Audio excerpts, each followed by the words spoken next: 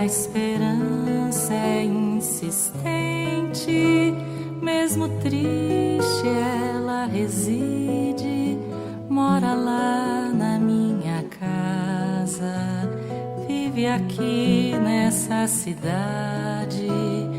Quando alegre cria asa, quando chora ela pousa.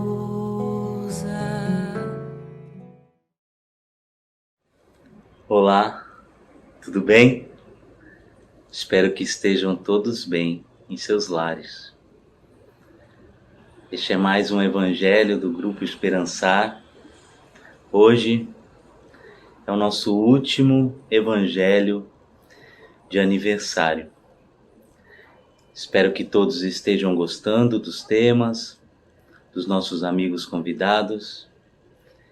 Depois desse nosso evangelho, quem quiser pesquisar e ainda não viu, entra lá no canal do YouTube do Grupo Esperançar e busque por esses evangelhos tão esperançosos que tivemos nesse período de aniversário. Hoje nós vamos trazer o amigo André Pádua. Ele é um palestrante lá de Lavras, Minas Gerais, estudante de filosofia, faz várias rodas de conversas pelo canal Rede Amigo Espírita TV, lá no YouTube, onde o Grupo Esperançar já esteve. Além desse canal, muitos outros também. Esse nosso amigo também tem o dom e a arte do canto coral. Então, desfrutem essa música espírita, dessa mensagem linda que o nosso amigo André vai trazer. Bom evangelho a todos. Muito boa tarde, para mim aqui é boa tarde. Você pode estar vendo esse vídeo de manhã ou à noite, se for assim, boa noite ou bom dia. Meu nome é André Pádua, falo da cidade de Lavras, estado de Minas Gerais, e em clima de muita gratidão pelo convite que foi feito, da amiga Ana Lúcia, para a gente fazer um momento aqui de reflexão para destinar ele, com os irmãos e as irmãs aí do Grupo Esperançar, que está completando um ano de vida. E olha, gente, para um ano, para uma década é um pulo, hein? É sempre uma delícia servir e nesse ambiente de serviço poder estar com outros irmãos e irmãs dialogando, estudando, refletindo sobre a doutrina dos Espíritos, que é o nosso objetivo aqui agora, nesse momento. Nós escolhemos para nossa reflexão uma mensagem que está contida no Evangelho segundo o Espiritismo, no seu capítulo número 15, que é o Buscai e Achareis. A mensagem que a gente vai aqui estar fazendo uma reflexão sobre é uma mensagem que sempre foi muito cara ao nosso coração pelas figuras que ela vai trazer, que vai ser observai os pássaros do céu, que vai envolver-nos de uma percepção de confiança, uma percepção de pertencimento que é indispensável para a gente nos nossos dias contemporâneos, não é isso? Mas, em especial, ele vai trazer aqui duas figuras de linguagem que eu particularmente acho belíssimas, que é a figura da natureza. E dentro dela, a gente vai ver os pássaros do céu e os lírios dos campos. Isso está contido em Mateus, capítulo 6, versículo 19 a 21 e 25 a 34. E nessa lição belíssima de Mateus, ele vai enfatizar os pássaros que estão em um reino determinado dentro do reino animal, um momento determinado dentro do reino animal, eles não fazem qualquer tipo de estoque de alimentação, Aqui eles falam, não semeiam, não ceifam, nada guardam em celeiros, mas vosso Pai Celestial os alimenta. E aqui ele vai nos indagar, não somos muito mais do que eles? Esse é o primeiro momento. No segundo momento, aqui nós vamos ver aqui a figura dos lírios dos campos. E quando ele vai aqui evocar os lírios, ele vai fazer uma provocação. Por que também vos inquietais pelo vestuário? os lírios dos campos não trabalham, nem fiam. Entretanto, eu vos declaro que nem Salomão, em toda a sua glória, jamais se vestiu como um deles. Está querendo dizer que tanto os lírios dos campos, tanto os pássaros do céu, eles são obras da criação, são criaturas do Criador. São também igualmente filhos de um Pai. E nós temos que nos perceber desses elementos existenciais da vida em sua integralidade. E a doutrina espírita já vai nos falar sobre isso, porque nós temos aí a figura da pluralidade dos mundos habitados, onde nós vamos ver que não é só apenas exclusivamente o planeta Terra que vai estar recebendo vida. O universo inteiro é densamente povoado de vida, de maneiras diferentes, mas está presente nos mais diferentes lugares aí recônditos desse imenso universo. E, por final aqui, os Espíritos, Mateus, ele vai estar falando conosco. Não vos inquieteis, pois, dizendo que comeremos, ou que beberemos, ou de que nos vestiremos, como os fazem os pagãos, que andam à procura de todas essas coisas, porque vosso Pai sabe que tendes necessidades delas. E no transcorrer da mensagem aqui, a gente vai identificar primeiro o seguinte, que há um estranhamento, né? Primeiro, sobre uma certa essência, um certo ensejo de ficarmos parados, né? Ficarmos paralisados no tempo, sem nos preocuparmos com trabalhar, sem nos preocuparmos em ser útil, sem nos preocupar em progredir. Só aguardar e receber, dessa maneira, simplesmente receber da providência divina aquilo que nos é necessário, ou seja, estando parados. E os Espíritos vão falar que isso é uma alegoria. Ok, mas daqui a gente pode tirar algumas lições mesmo dessa alegoria. E vai falar pra gente, poética alegoria da providência que nunca deixa ao abandono os que nela confiam, querendo, todavia, que esses, por seu lado, trabalhem. Então, nós aqui vamos pegar um exemplo do reino animal e do reino vegetal e vamos utilizar esse exemplo em nossas próprias vidas. Mas aqui a gente envolve, dentro desse exemplo, a ideia de confiar. E a ideia de confiar, ela vai nos dizer de conhecer um pouco mais as características da nossa ligação com essa providência divina, com esse Pai, com esse Criador, com esse ente. E como nós temos estruturado a nossa relação com a providência divina. Por isso que a figura dos lírios dos campos, dos pássaros dos céus, é muito bem-vinda. Porque desconheço uma pessoa que, vendo algum determinado cenário da natureza que mais lhe agrada aos olhos, não se sente no momento de harmonia, um momento que não lhe é peculiar durante o cotidiano de vida e que naquele momento, vendo aquela imagem, vendo aquele cenário, a pessoa se sente em paz, se sente pertencendo àquilo tudo, se sente ligada, vinculada àquelas expressões. Deus conhece as nossas necessidades e a elas provê, como for necessário. É interessante que, quanto mais a gente se desvincula dessa essência, desse divino dentro de nós, quanto mais a gente se esquece de verificar a nossa consciência, mais a gente se afasta do necessário e procura o supérfluo, buscando preencher certas lacunas que são impreenchíveis fora de um contexto espiritual. A gente não está falando para a gente viver de fluido. Não é isso. Tanto é que na continuidade ele vai falar: não acumuleis tesouros na terra, pois são perecíveis. É necessário que a gente procure o necessário para a nossa vida dentro do que a matéria está nos oferecendo.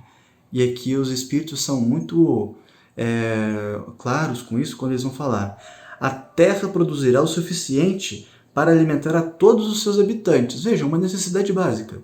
Alimentação, como, aliás, está contido para a gente, quanto aos pássaros do céu. Quando os homens souberem administrar, segundo as leis de justiça, de caridade e de amor ao próximo, os bens que ela dá. E vamos fazer uma viagem sincera para dentro de nós e perceber se a gente tem vivido com o que no nosso coração é o necessário. O que seria o necessário? Será que a gente tem se preocupado em fazer essa avaliação para o nosso coração? Como é que eu sei que aquilo é necessário para mim? Como é que eu sei que aquilo não é necessário para mim? Que tipo de valores, que tipo de ideias, que tipo de conceitos eu estou utilizando para fazer essa estipulação do que é necessário e não é necessário para mim? Porque quando a gente faz essa avaliação, a gente vai até um outro ambiente. Porque nosso planeta, um planeta ainda em transição, onde passamos pelas provas e expiações e o mal é preponderante ao bem, por isso que a gente precisa valorizar o bem. A gente vai encontrar os traços da impiedade, os traços da indiferença, os traços do egoísmo, os traços dos vícios morais como um todo. E estamos imersos nesse planeta tendo como tarefa aprender a conviver com esses traços. Muito provavelmente a gente se pegue percebendo esses traços externamente a nós muitas vezes. Quando a gente vê uma palestra, a gente fala: aquela pessoa precisava estar vendo essa palestra. Quando a gente pega um livro, gente, eu tenho que passar esse livro para aquela pessoa. Ou uma mensagem: eu vou mandar um zap para aquela pessoa lá com essa mensagem, que aquela pessoa precisa dessa mensagem. Mesmo uma música.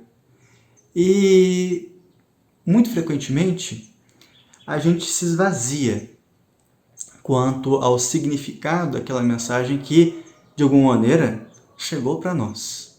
Não casualmente.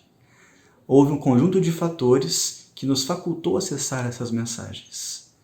E serão mensagens importantes e necessárias para a gente se entender enquanto criaturas dentro desse universo, desse Criador. Por isso é importante a gente sempre buscar conhecimento, buscar experiências práticas da aplicação de variados conhecimentos. A gente fala aqui de conhecimentos quanto a vivências espirituais. Essa contemplação, até dentro do ponto de vista da filosofia, ela é importante. Sócrates e Aristóteles vão nos falar muito da contemplação para nosso aprendizado. Mas apenas exclusivamente o aprendizado não gera os completos benefícios que a ação no bem vai nos gerar. E é nessa ação no bem que, enquanto espíritos, da nossa individualização, está lá no Livro dos Espíritos, quando a personalidade é feita e nós recebemos o livre-arbítrio de uma maneira integral, temos aí a faculdade, né? Temos um modo de escolher, temos um modo de avaliar, de perceber as coisas ao nosso redor e ver aquilo que faz bem e aquilo que faz mal. Lá no Livro dos Espíritos, bem e mal. Faz bem, tudo está conforme a lei de Deus. O mal é tudo que se desalinha das leis de Deus. E para a gente perceber as leis de Deus, é importante esse mergulho interno. E nesse sentido, nós temos aí um educador espiritual por excelência, que é o Mestre Jesus, que nos envolve dentro da sua experiência, quando aqui na Terra conosco, com a sua mensagem, com os escritos dos seus discípulos, nos direcionando em nossas caminhadas.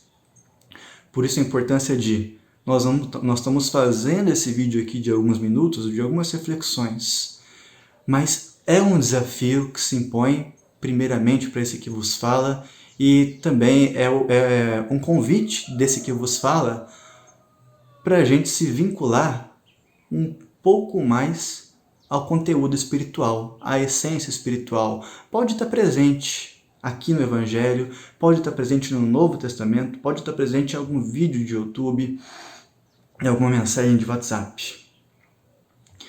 Mas que a gente possa oportunizar nossa intimidade a tatear aquela mensagem, a se perceber as nossas várias camadas psíquicas interagindo, a gente perceber até que ponto aquela mensagem, ou seja lá qual for, né, o que a gente estiver lendo ou ouvindo, até que ponto esse conteúdo ele vai nos produzir paz de espírito, harmonia, equilíbrio.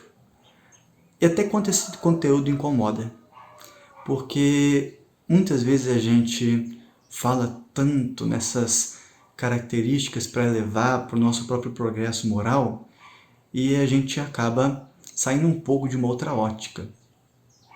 A gente procurar essas expressões que vão nos direcionar a experiências saudáveis de vida, experiências positivas, espiritualmente enriquecedoras, a gente muitas vezes se distancia de um outro aspecto, que são as sombras, são as mazelas, os vícios que ainda estão conosco. E é importante a gente saber reconhecer esses vícios morais, porque é com o vício que o que é produzido em abundância vai faltar aos nossos irmãos e às nossas irmãs. Nem apenas os seres humanos, ao planeta como um todo, seja o reino animal, seja o reino vegetal, o próprio reino mineral. Como a gente tem retornado à Terra, ao planeta Terra que nos abriga durante as várias existências nesse corpo físico, nesse planeta, como a gente tem cuidado desse bem precioso que é o nosso planeta. Imaginem, se Deus concede aos pássaros do céu e aos lírios dos campos o necessário, e com o necessário a gente percebe uma gratidão e abundância nas suas vidas, e como isso nos impressiona no sentido poético da alegoria que os Espíritos estão falando aqui nessa parte do Evangelho. Aquilo que é necessário no planeta provoca a gente a contemplação. E nessa contemplação, o alcance do equilíbrio, o alcance da harmonia, o alcance da paz. Ou, pelo menos, nos mostra um pouco de como é que é o caminho para alcançar esses estados da alma.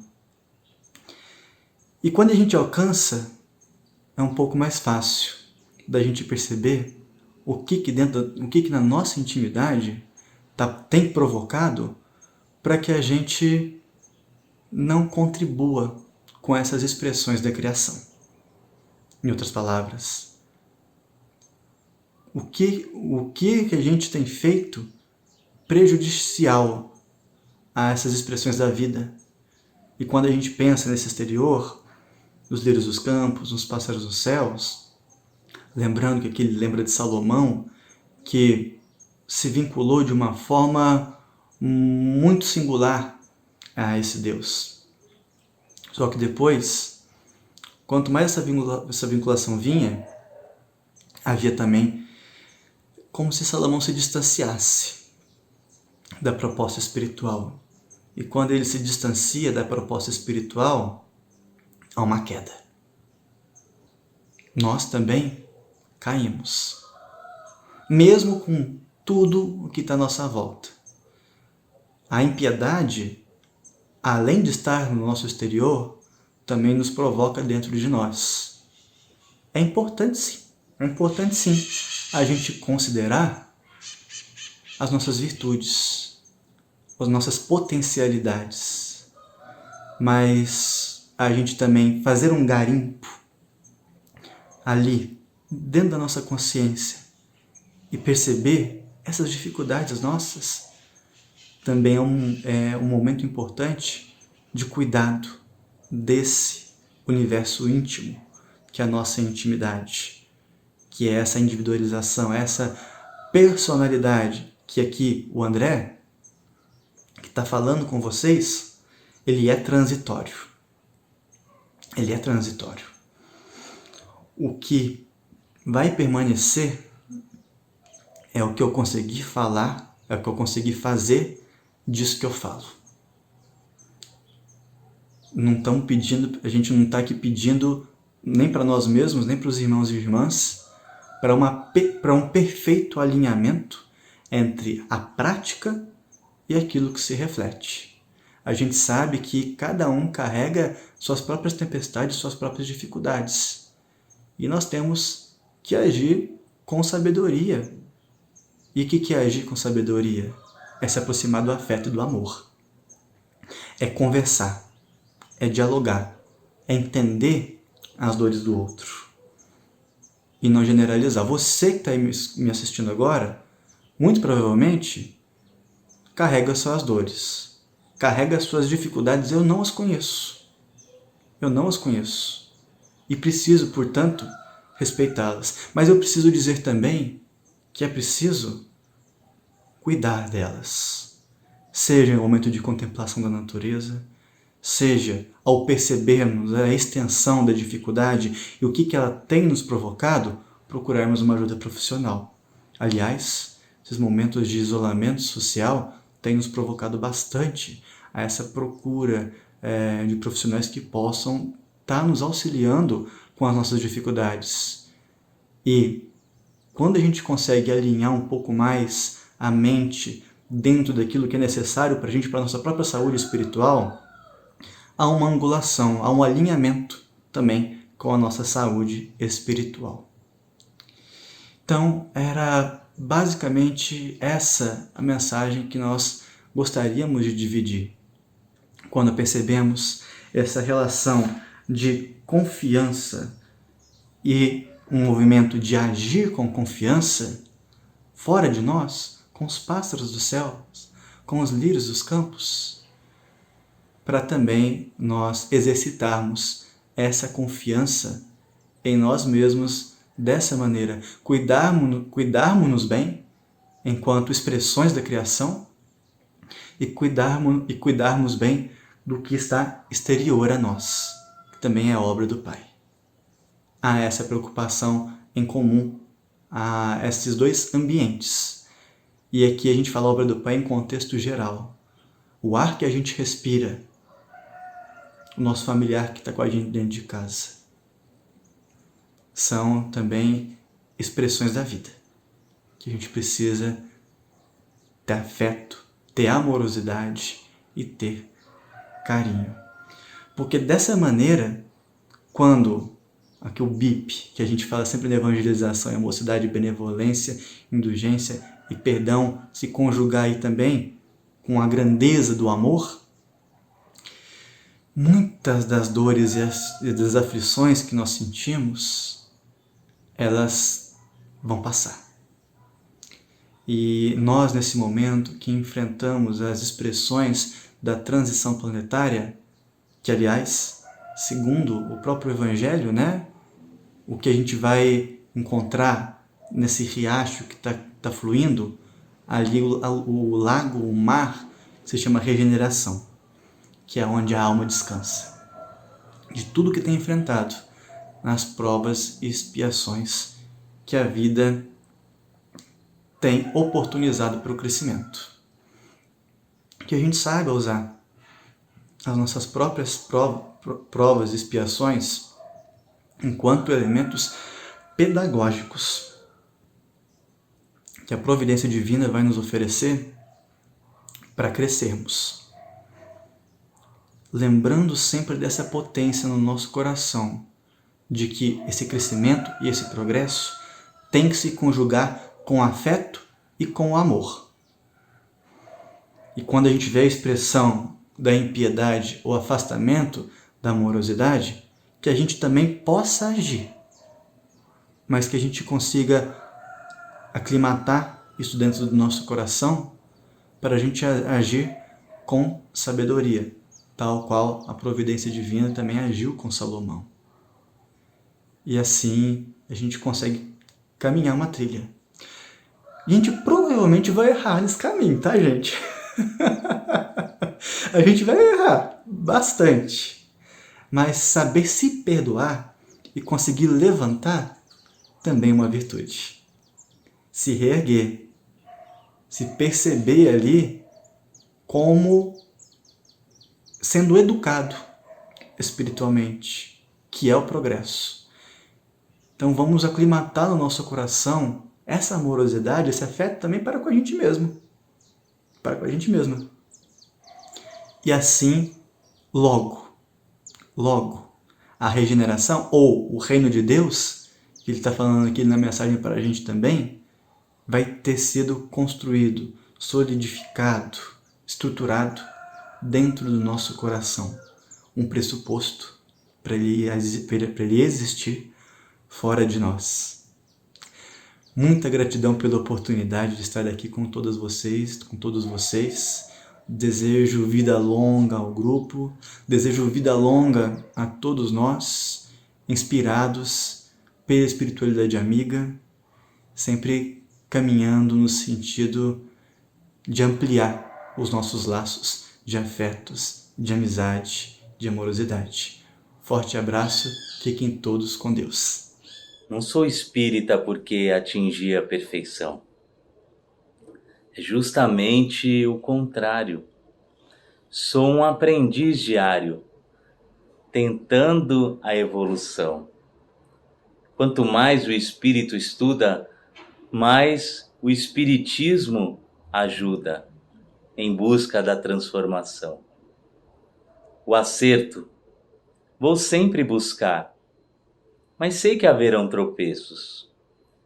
Então me apego à doutrina, ela então me ensina que também sou esse avesso, mas me ajuda com perdão, na caridade encontro a salvação, aceitando os recomeços.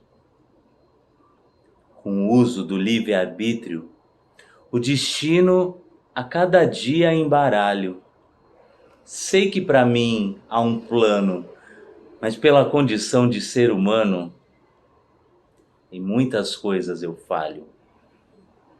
E se um erro me apaga, meu protetor espiritual me afaga, se me ilumino com trabalho. Portanto, meu lado sombrio sempre pode vir à tona. Faz parte do aprendizado.